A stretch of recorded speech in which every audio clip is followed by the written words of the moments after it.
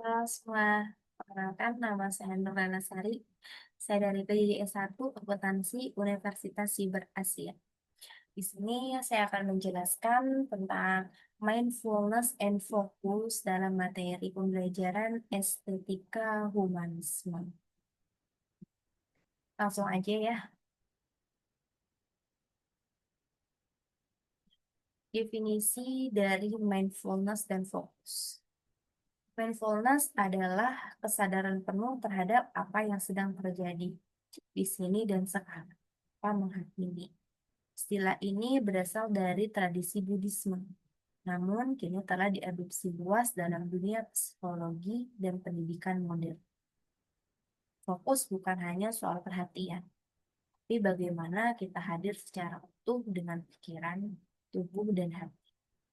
Tanpa mindfulness, hidup bisa menjadi rutinitas yang hampa.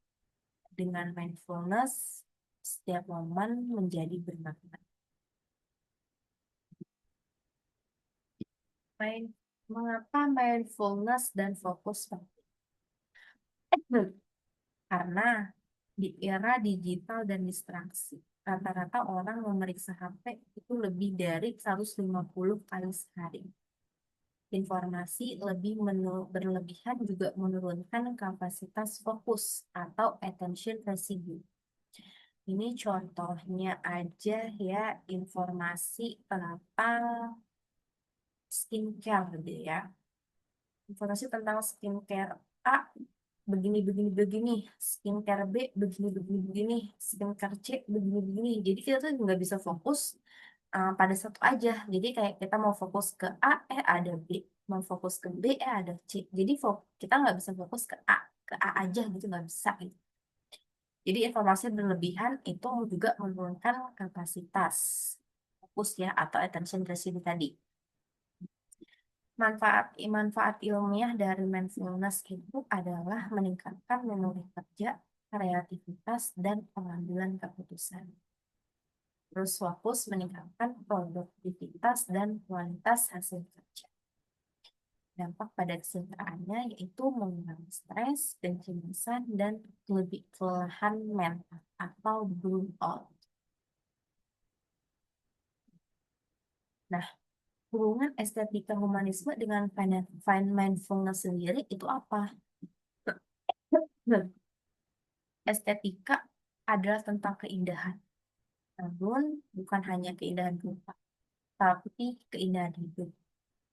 Humanisme itu adalah mengajarkan kita untuk menghargai nilai-nilai kemanusiaan, kesadaran, kasih sayang, kasih, dan tumbuhan budi hidup. Mindfulness memungkinkan kita mengalami estetika, melihat hal-hal kecil sebagai sesuatu yang bermakna. Seni menjadi pengalaman, bukan hanya karya. Hidup menjadi ekspresi, bukan sekadar tugas. Kisah nyata atau tadi kasusnya nih, ya kan? Di tengah padatnya tugas kuliah, ya, atau di padatnya kerjaan kan, di kantor nih, gitu. Dan banyaknya tekanan sosial, ya. Ya, contohnya aja nih, kayak tekanan sosial, kapan nikah? Kamu punya anak gitu, apa punya rumah, ya kan? Terus banyak juga nih mahasiswa atau kalian merasa kewalahan. Namun, sebagian dari mereka menemukan solusi sederhana, terlatih mindfulness ya, melalui meditasi ringan 5 menit setiap pagi. Untuk karyawan kantor, itu biasanya sebelum berangkat nih, kita lari tipis-tipis gitu kan, 15 sampai 20 menit gitu sebelum berangkat. Atau kita bisa olahraga Zumba tipis-tipis 15 sampai 30 menit. Ya, itu tuh hanya untuk berhenti sejenak, untuk menyadari nafas, gitu. Atau hanya sejenak untuk menyadari nafas. Terus dosen pun mengintegrasikan latihan ini dalam proses pembelajaran. Yang tentunya hasilnya lebih fokus, lebih tenang, dan pastinya kita akan lebih bahagia. Manfaat dan tantangan. ada juga nih manfaat dan tantangannya nih. Penelitian membuktikan bahwa mindfulness meningkatkan fokus, menurunkan stres, dan memperkuat empati.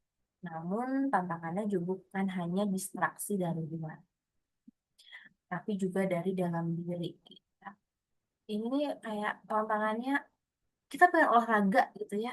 Cuman ketika kita udah buka HP gitu ya, udah ngeliat TikTok nih, Instagram ya, atau kita udah ngeliat drama-drama Korea, drama-drama Cina tuh kayak keinginan kita buat misalnya kita harus olahraga pagi tuh gara-gara kita ngeliat TikTok atau gitu kayak nggak jadi nggak jadi pengen gitu kan. Itu tuh sebenarnya tuh tantangan kita gitu kan. Itu yang menjadi tantangan bagi kita dan mungkin kebanyakan orang-orang anak muda sekarang itu tantangannya gitu ya. Bangun tidur yang dibuka HP gitu ya kan, sebelum berangkat kerja yang dibuka juga HP gitu kan, entah itu nonton hanya sekedar melihat-lihat sejenak gitu kan, ada juga yang masih check out keranjang kuning ya, atau masih sempat-sempatnya nonton drakor gitu, satu episode gitu, sebelum berangkat kerja, sebelum berangkat kuliah gitu, atau melakukan aktivitas lain gitu kan, yang seharusnya itu tuh bisa digunakan untuk kita mungkin berolahraga, bermeditasi ringan gitu kan. Itu yang menjadi sebuah tantangan kita gitu kan. Nah, kebiasaan multitasking, pikiran yang melompat-lompat, dan budaya serba cepat adalah lawan dari mindfulness juga. Tapi dengan latihan konsisten, kita bisa membangun perhatian seperti membangun otot pelan tapi pasti. Iya, apapun itu sebenarnya yang penting tuh konsisten gitu kan. Ya walaupun konsisten itu tuh sebenarnya tuh susah gitu ya. Ya. Oh mungkin hari ini aku semangat nih buat berolahraga gitu ya. Tapi nggak tahu hari besok gitu kan. Biasanya sih kayak males-malesan ya. Nah itu sebagai kita itu sebuah tantangan tuh. Cuman kita perlu konsisten gitu ya. Kayak dibatasi lah gitu ya. Perlu konsisten. Nah kita bisa membangun perhatian kita tuh seperti mau otot pelan tapi pasti. Ya nggak apa-apa deh kayak olahraganya tuh ya udah. Kalau emang sehari nggak bisa 15-20 menit, 10 menit aja deh dulu gitu kan. Tapi pasti tiap hari gitu. Nah, ya, kita latihan nih 3 menit breathing space. Saat ini nih, mari kita coba latihan sederhana, duduk dengan nyaman, duduk dengan nyaman. Senyaman mungkin ya. Tutup mata jika kamu bersedia.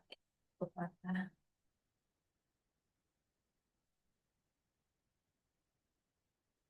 Terus tarik nafas dalam-dalam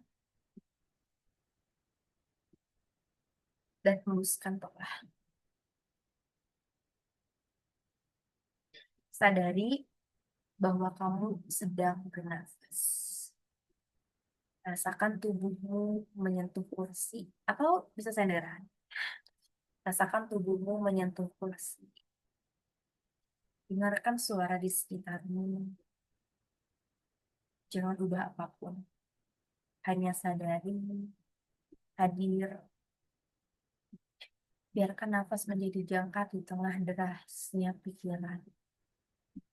Hanya di sini dan sekarang. Coba lagi ya.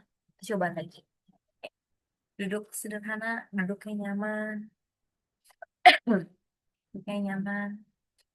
Tutup mata jika kamu bersedia. Eh, Tarik nafas. Keluarkan perlahan.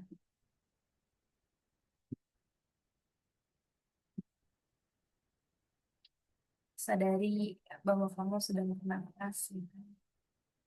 Rasakan tubuhmu menyender atau menyentuh kursi bisa ya. Didengarkan suara-suara di sekitar, kipas angin contohnya, atau mungkin suara nadi dering HP. Jangan ubah apapun, hanya sadari hadir. Biarkan nafas menjadi jangkar di tengah derasnya pikiran. Hanya di sini dan sekarang. Oke, next ya. Terakhir nih, penutup. Mindfulness bukan tentang jadi sempurna, tapi tentang hadir. Hadir gak harus sempurna. Karena pasti yang sempurna adalah yang punya maha kuasa.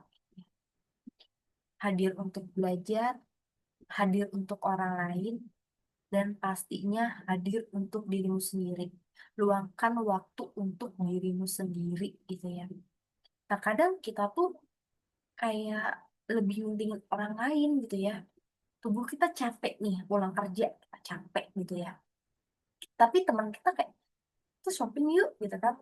Kita jalan ke sini yuk, kita jalan ke situ yuk. Tapi sebenarnya kita tuh lelah gitu kan.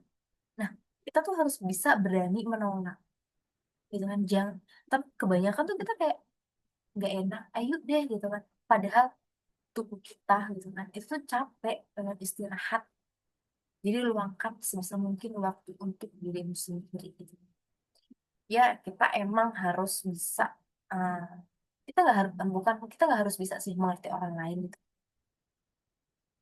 Ya, kita bisa nolak dengan sehalus mungkin kayak next time-nya mungkin aku akan temani kamu buat jalan-jalan gitu kan. Tapi untuk saat ini aku cukup lelah gitu ya, cukup lelah menghadapi pekerjaan atau belajar di kampus gitu kan. Kita harus berani menolak yang pastinya, dan kita harus punya waktu buat diri sendiri.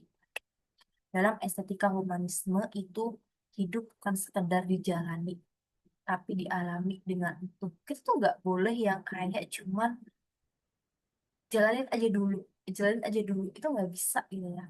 Kita tuh berjalan tuh harus punya planningnya sendiri gitu kan. Terus mari temukan keindahan dalam hal-hal sederhana dengan fokus dan kesadaran.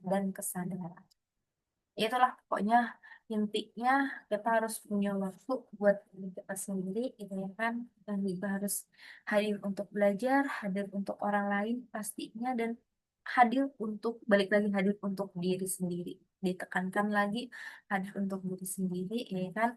Bangun kebiasaan-kebiasaan yang baik dengan konsisten ya, walaupun balik lagi tadi tantangannya ya kan, distraksi dari luar itu, apalagi ya dari gadget kita ya kan. Kalau udah buka TikTok, buka Instagram, itu tuh kayak nggak akan mau melakukan apa-apa gitu kan. Itu tuh yang sebenarnya kita harus kurangin ya. Yuk setiap pagi itu kan meditasi ringan 5-10 menit, olahraga 15-10 menit, atau mungkin um, lari pagi ya bisa 15-20 menit buat membangun kebiasaan-kebiasaan baik. Oke guys, thank you for listening ya kan. Terima kasih banyak buat teman-teman sekalian itu.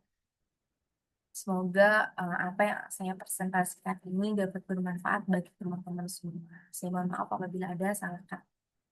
Dan sekali lagi terima kasih banyak dan sampai jumpa.